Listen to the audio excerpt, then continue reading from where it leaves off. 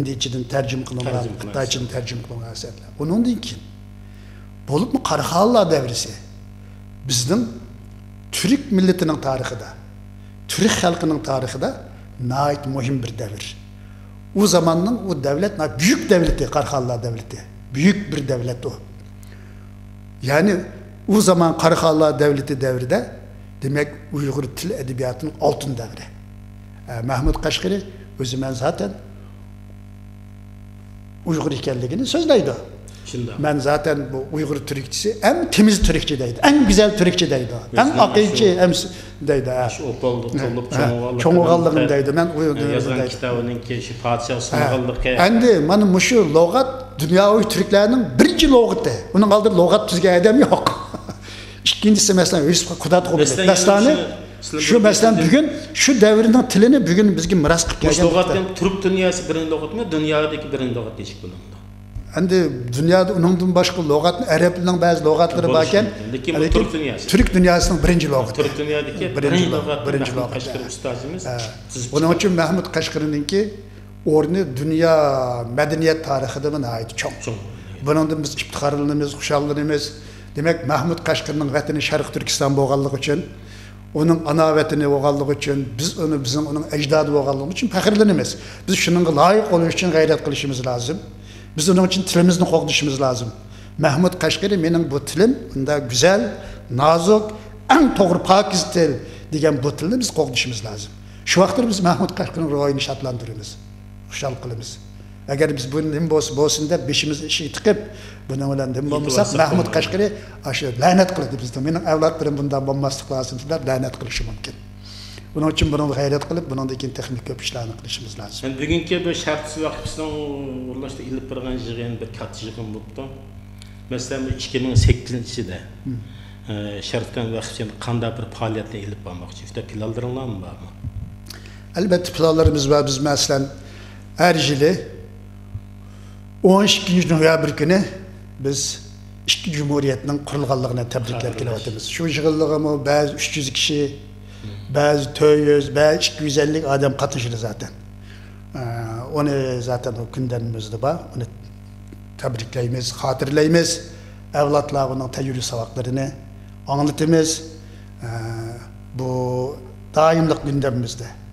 Yani biz yani düşünüvatımız Yusuf Hasacip hakkında bir çoğun bir yığınlık. Eğer imkanlarımız yazmayız halkaralık bir ilmi simpozum. Bulmagan taqdirda Türkiye boyunca bir milli simpozum. Hazır bunu talep qilib atadiq. Bazen şu oliy maktab o'qituvchilar şu Yusuf Hasacip bek muhim adam. Shuninkini bir qiysoq mana biz dokladovchi tayyor deb buni talep qilib atadiq. Buni mu tushunyapmiz. Oradan keyin yani biz dunyoning kun tartibiga ahvolga qarab turib, albatta biz Sharq Turkiston vakfi biz o'quvchi yetishtirish ballarını ilimlik, irpallık, vicdanlık, imanlık yetiştiriş bizim bir vazifemiz, onu kılımız. Ondan başka bir jurnalımız var, jurnalımız toktap kalgan bunun için devamlılık çıkarımız bunu. Jurnalını devamlılık vaxtır 3 aylık kılıp bunu çıkarımız. Sharq Turkiston avazı. Avazı. Bu masanımızı biz məxsus Mahmud Qashqari məxsus sanı kılıp çıkarışını kıldık, bunu çıkarımız. Ondan faaliyetlerimiz demek bu şekilde devam kılıdı. Yani İslam bu faaliyetlik basınla bu Türkiye'de bir kan teşkilatlar var. Ulan bir kelip katış beren de. Beri de. Hem de biz bunun için gayret kılmakçı. Biz hem de bizde birlik ittifaklık mühim. Elbette. Bu birlik ittifakımız kanç parçalansa bizden düşmanlarımız hoş olurdu. Belki birlik ittifakımızın mendakılık paç param bola birbirimizle oturumuzdaki bazı ihtilafların boluşu düşmanlarımızdan oturursan pişne pastının neticesi. Pişne pastının neticesi. Mesela bugün ben aldığım kıcılı. Şu iki cumhuriyetinin kuruluşunda vaxtıda bütün cemiyetinin hemmeni çakırdım. 3 cemiyet beraber kıldık bunu. Sharq Turkiston vakfı, Köşmeller Cemiyeti, Mağrib Derneği üçünü. Hemmimiz hoş oldu. Ne diye ittifaklık büyük birinin oldu. Ben onda çakırdım, 3 beraber oldu. Ama bugünkü yığınımız hemmisi davet verdik teşkilatlara. Hem teşkilatın adamları geldi. Hani bu birlik ittifaklıktan biz her zaman bunu göz asırışımız lazım. Endi her neyse uç kulup fikir bilen, məsləhət bilen bolsa bu o'tirdi bir şey kalmaydı. Yani bizdeki asası menfaatimiz bir. Düşmanımız bir. Menfaatimiz aynı. Lekin bir yerde şahsi menmenlik bilen, özünü köğüstüş, mezhepçilik bilen, senden ben kılamdım, men mandak emasım da bazıları yanası da cozunun tekide işler, bu yaxşı emas. Onun için kim Şarkı Türkistan meselesinde bir fidakarlık bilen, samimi bir iş kıysa, hemimiz onu çağrışılıp, onu kollaşımız gerek. Kim Şarkı Türkistan davası ziyanlık iş kıysa, milli menfaat ziyanlık iş kıysa, onu lanetleşimiz gerek.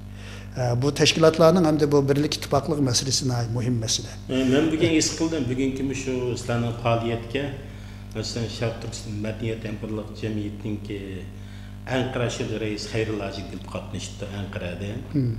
Ama İslam'ın faaliyetli bir otkan Şarkı Türkistan mağarıp Hemkarlık Cemiyeti'nin ki mesulleri onun azalık katmıştı. Şarkı Türkistan Köçmenler Cemiyeti'nin Kazak kardeşlerimiz. Kazaklar gelip katmıştı. Anladın o Şarkı Türkistan yaşlar dernek. Hemimiz keptiken ben bu aktan hoşop kaldı. Çünkü ben 6 yıl arılıp tuncu katım gidişimde bunda bir özümlür vatan milleti olayım. Bugün yığın kelgendikken ben bek hayacanlandım zaten. Yani bir Şarkı Türkistan kısmında bir yığın çakırsa 500'den artık adam geldi degan söz. Şarkı Türkistan'ın milli müstakilliği Şarkı Türkistan başlandı diye söz oldu. Yani bir yerde iki teşkilatlar, Kore teşkilattı. Yani biraz tarih uzun teşkilattı. Birisi Şarkı Türkistan Köçmenler Cemiyeti. Köçmenler Cemiyeti. Onu şu Hazretim İsa Efendimle Memtun Bıgra'la kurgan. İkincisi Şarkı Türkistan Vakfı. Bu mu 78. yılı kurulgan, 86. yılı kayıtın teşkillengen kayıtın yani esli keltirilgen. Bugün bu yani kuruluşu 22 sene. Asli tarihten ağa vaxtıda 30 senege yakın bulup kalgan bir teşkilat var. Bir teşkilat, konu teşkilat. Hem de şu kalgan teşkilatın nemeler müşahidin, müşvakipten yetiştiği adamlar bular. Ama bular hem de yani biz hizmetini yaxşı işlesek birlik beraberligimizni hiç kim buzanmaydı bu birlik beraberlik kelimiz. Xitay axbarat işxanasının bir narsa gördüm ben. Türkiye'nin İstanbul Şarkı Vakfısı Uygur teröristlerden terbiyelendiren bir mektep deyipti. Şuradaydı. Demek bizim his kılımız Avrupa'da, Amerika'da işleyotgan şu hoşlanın hazırki şu Dünya Kurulu'nun mensubu Dolkun Esen'in tatip şu Mehmet Tohti deyimiz atağlık şu bizimki siyasi yollarımız bizden şu yol başların hemisi şu İstanbul'da Türk okuyan müşaheden ketkenlerinde. Belki Xitaylar şu nazar tutup teröristlerle şu Şarkı Vakfısı yetiştirgen degen buluşı mümkün. Sizin yana vatandaşlık sırt halkımızga qanday bir talep getiri var? Mening endi talebim vatan içi, vatan sırtı olsun bizning bir haqqani davayımız var. Bu dava bolsunmu biz özümüzün hörlüğünü, özümüzün hak hukukunu kolu keltiriş ibaret bir dava. Bunun için memleketin içi de olsun, sırtı olsun biz birlik ittifak. Uyul taştaki ittifaklaşımız lazım. Birleşimiz lazım. Biz bunun deyken birbirimizni kollaşımız, destek verişimiz. Sen kıldın, ben kıldım deyip, ben kılganı sen kıldın deyip, menmellikni oturup taşlaşımız. Anda bizning ittifaqimizni buzadigan düşmanligi va düşmanlining bizning ichimizga soqqan javstirga qat'iy yo'l bermasligimiz lozim. Ularga yo'l bermasligimiz lozim.